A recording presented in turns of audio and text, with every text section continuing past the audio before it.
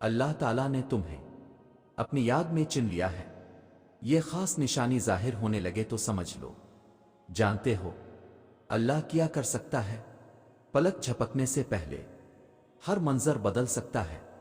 وہ دعائیں جنہیں تم ناممکن سمجھتے ہو انہیں وہ پل بھر میں قبول کر سکتا ہے، اور ہزاروں بار ٹوٹنے پر ہمارے دل کو بڑی خوبصورتی سے ہر بار جوڑ سکتا ہے۔ اور ایسا کیا ہے بھلا جو وہ نہیں کر سکتا؟ جو زمین و آسمان کو 6 دن میں تخلیق کر سکتا ہے تو اس پر یقین رکھ کر مانگو تو صحیح، وہ ہر غم کو خوشی میں بدل سکتا ہے۔ سنو، اللہ پاک تو تمہارے لیے وہ دروازے بھی کھول دیتا ہے جس کا نہ تمہیں کبھی گمان ہوتا ہے اور نہ ہی تم نے کبھی اس پر دستک دی ہوتی ہے۔ تو پھر وہ کیسے ان دروازوں کو نہیں کھولے گا جن پر مسلسل تمہاری دعاؤں کی دستک ہو؟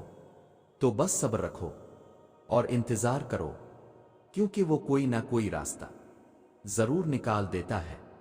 وہ اپنے بندے کو ناممکن راستوں سے گزار کر ہی ممکن راستوں کی طرف لاتا ہے۔ یاد رکھو، ایک دن تمہارے پاس وہ سب ہوگا جسے پانے کی امید میں تم اتنی دعائیں کرتے ہو، راتوں کو اٹھتے ہو۔ اللہ تمہیں وہ سب کچھ دے گا جس کی تم تمنا کرتے ہو۔ تمہارا انتظار ضائع نہیں جائے گا۔ تمہیں پتہ ہے تمہارے پاس ایک بہت قیمتی چیز ہے جو بہت کم لوگوں کے پاس ہی ہوتی ہے۔ پتہ ہے وہ کیا ہے؟ دوسروں کی تکلیف کا احساس، دعا کی توفیق، دعاؤں کا جواب نہ ملنے کے بعد یقین اور صبر۔ یہ بہت خاص چیزیں ہیں۔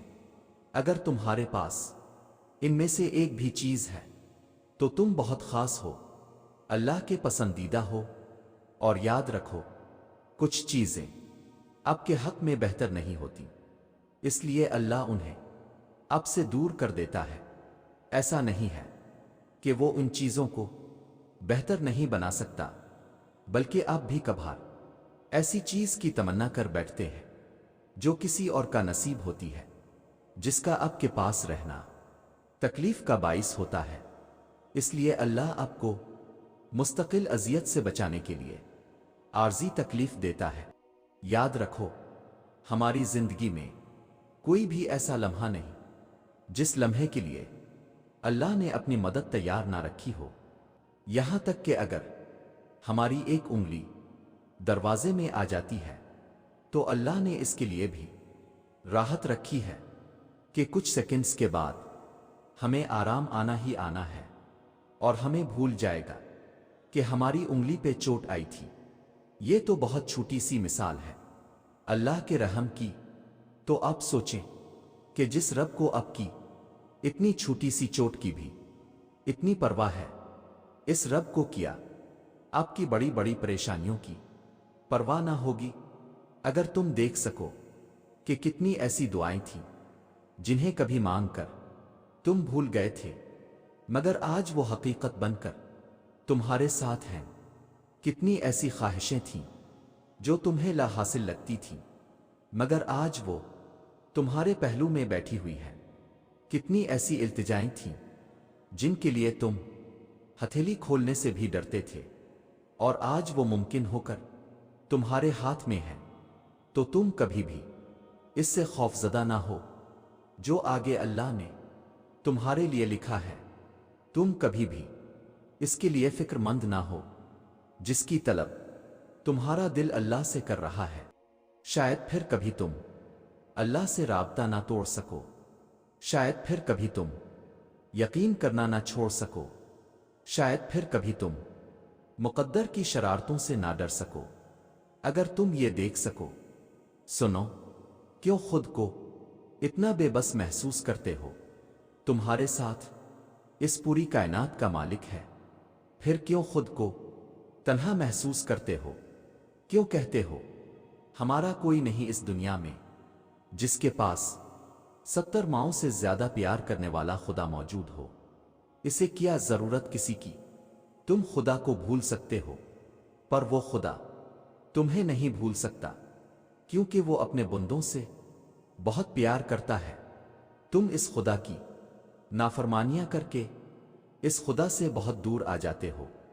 अल्लाह तो वही है जहां पहले था, फासला तुम खुद पैदा करते हो और उसको मिटाना भी तुम्हें होता है, पर अल्लाह तुम्हें आजमाता है दुनिया की मोहब्बत में मुब्तला करके, इसे तुमसे छीन कर वो पूछता है, बता अब कौन है तेरा मेरे सवा।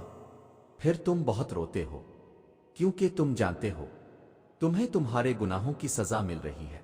खुद से अपनी जिंदगी से उबता कर मौत मांगते हो। तुम्हें दुनिया की किसी चीज से सुकून नहीं मिलता। दुनिया से रुस्वा होकर खुदा की तरफ लूटते हो क्योंकि तुम जानते हो अब तुम्हारा सुकून, इस बेचैनी का इलाज सिर्फ अल्लाह के पास है।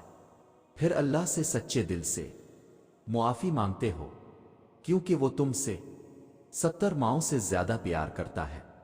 हम ये कैसे भूल जाते हैं जिसने हमें दुआ मांगना सिखाई।